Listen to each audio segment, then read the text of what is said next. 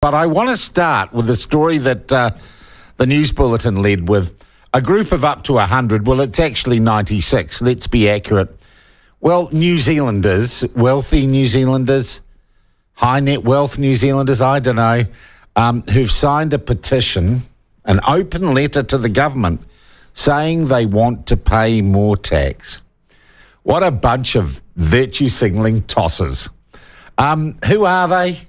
Well, just from the coverage I can read in Stuff, and don't think they did this suddenly. Oh, let's just write an open letter to the government. It's a political move. It tells you an election is approaching, and people are going to try and back the horses that they like with all their activities without making a donation. Now, the most high profile of them is a guy I like and we have great conversations with here on the platform, Ian Taylor. Ian Taylor, the kids' TV announcer. No, he's not. He runs an international, amazing company that does television and computer graphics. So Ian Taylor's on the list. Who else is on the list? Les Mills, the founder of Les Mills Gyms, the cult of Les Mills.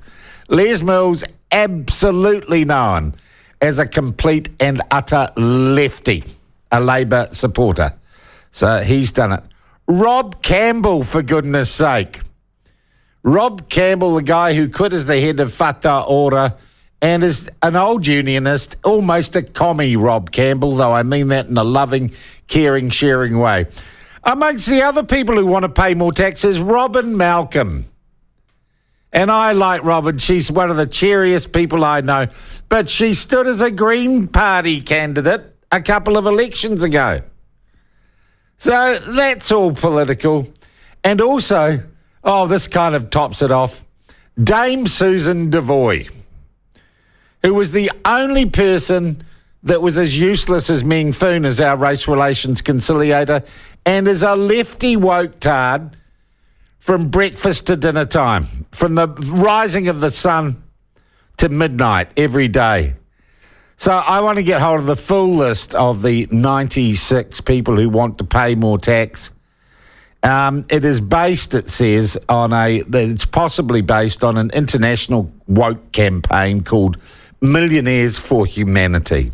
Millionaires for Humanity. You rich, privileged, deceitful, rich pricks. Why not just give some money to the Labour Party or the Greens and just cut out the middle person and stop trying to sell it in the woke media as some huge virtue signal. See, we can disagree, and I'm doing this with a smile on my face, but oh, what a load of BS. And, of course, the Labour politicians they'll talk about that. I just think it's bloody ridiculous. I wonder if we should all sign a petition saying, I might start one, I want to pay less tax, and I want you to spend the tax I do pay way better than you do at the moment. I think that's the petition we need. But there's a reason this has happened, and that is because election season is open. And, you know, Chris Luxon, maybe he'll come on the program now that he's actually got off his ass and done something, Ben. Luxon's announcement yesterday that he would not be talking to Te Pāti Māori.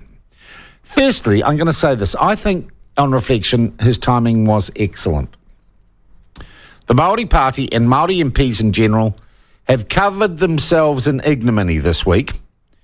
Our Parliament has descended into farce with the weird resignation of Elizabeth Kerekere and the absolutely self-serving defection and the shenanigans, the schmozzle around Mika Whaiteri's resignation from Labour and the manipulation of the Speaker by the Māori Party President, John Tamahere, in keeping her in Parliament. So if there was ever a time when a large number of New Zealanders were looking at Māori politicians and the Māori Party in particular and saying they are a bloody joke and they're a threat to democracy, this was the week. And it is the week that Luxon chooses to say, look, I'm not going to do a deal with them. What it means, of course, is that they cannot be described as the kingmaker anymore because a vote for the Māori Party is not a vote for National or for ACT. Therefore, it is a vote for Labour and the Greens. And we have a clear left-wing, centre-left coalition formed.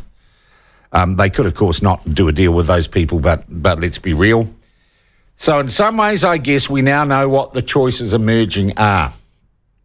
Also, a new poll out yesterday, a Curia poll. They're pretty as accurate as any others.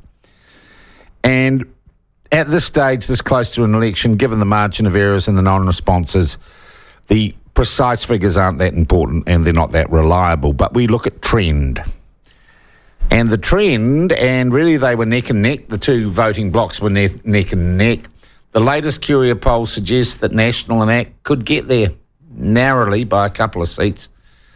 They would beat, on current polling, Te Pāti Māori. And they would beat, who are part of the left-wing bloc, and the Greens and Labour. Labour's gone down, National's gone down a little bit, Labour's gone down a lot. ACT doing well, 13% in this poll. I think he's 15% all day long if he plays his cards right, David Seymour. New Zealand First, though, not figuring anywhere near 5% in this poll. And the rest were also Rands. But it is it's a morale boost for National and for ACT, I would imagine.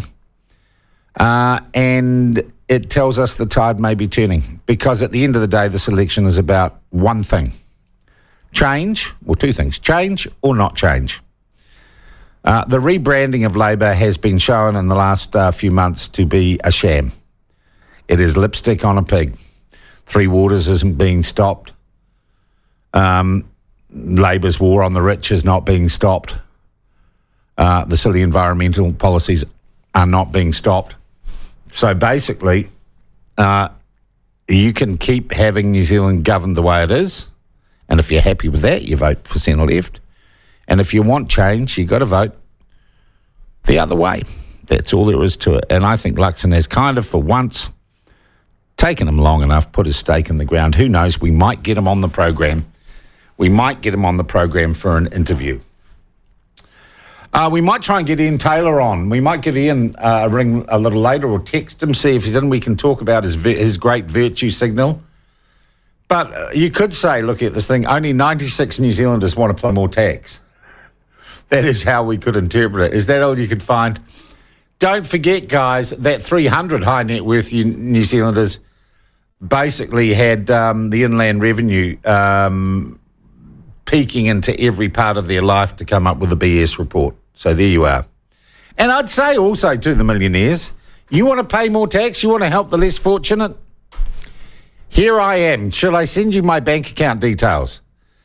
And then you can feel all virtuous. But it's only about a virtue signal. It's a political ploy by these people. It absolutely and utterly is.